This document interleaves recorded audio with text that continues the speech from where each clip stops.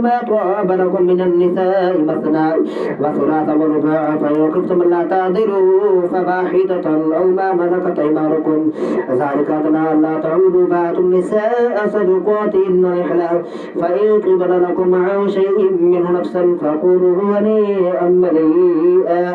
ولا تؤتوا السفهاء أموالكم التي جعل الله لكم قياما وارزقوهم فيها مقسوم وقولوا لهم قولا معروفا وليخشى الذين لو تغفر اليتامى حتى إذا بلغوا النكاح فإذا لستم منهم رشدا فادفعوا إليهم أموالهم ولا تأكلوها إسرافا وبدارا أن يكبروا من كان غنيا فليستعفف ومن كان فقيرا فليأكل بالمعروف فإذا دفعتم إليهم أموالهم فأشهدوا عليهم كفى بالله حسيبا للرجال نصيب مما ترك الوالدان والأقربون وللنساء نصيب مما ترك الوالدان والأقربون مما قل منه كثر نصيبا مفروضا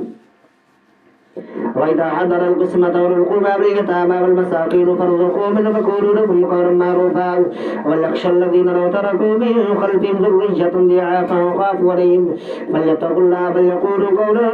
سديدا إن الذين يأكلون أموال اليتامى ظلما إنما يأكلون في بطونهم نارا وسيصلون سعيرا يوصيكم الله في أولادكم للذكر مثل حظ الأنثيين فإن كن نساء فوق اثنتين فلهن ثلثا ما ترك وإن كانت واحدة فلها نصف وليأب بين كل واحد منهما السدس مما ترك إن كان له ولد فإن لم يكن له ولد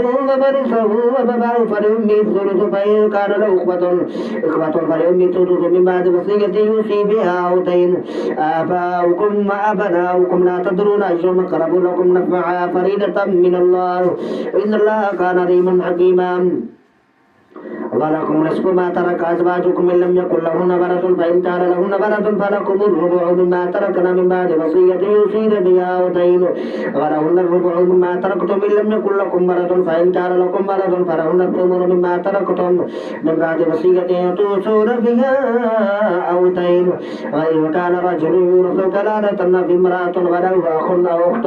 فلكل واحد منهما الثلث فإن كانوا أكثر من ذلك فهم شركاء في الثلث من بعد وصية يوصى بها أو دين غير مضار وصية من الله والله عليم حليم تلك حدود الله من يطع الله ورسوله يدخل جنات تجري من تحتها الأنهار خالدين فيها وذلك الفوز العظيم ومن يعص الله ورسوله فيتعدى حدوده يدخل نارا خالدا فيها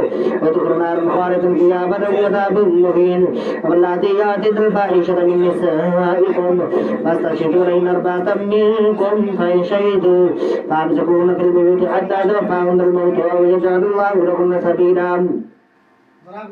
واللذان يأتيان منكم فاذوبا في التابا وصلحا فاردون وإن الله كان توابا رحيما إنما التوبة لله للذين يعملون السوء بجهالة ثم يتوبون من قريب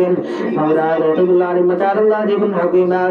وليست التوبة للذين يعملون السيئات حتى إذا حضر أحدهم الموت قال إني تبت الآن وللذين يموتون وهم كفار أولئك أعتدنا لهم عذابا أليما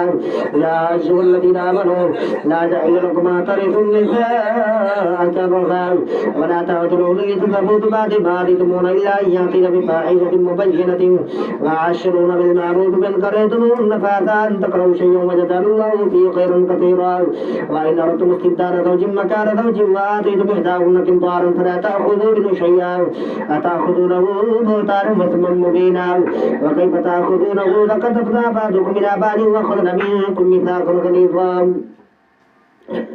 ولا تنكحوا ما نكح آباؤكم من النساء إلا ما قد سلف إنه كان فاحشة ومقتا فساء سبيلا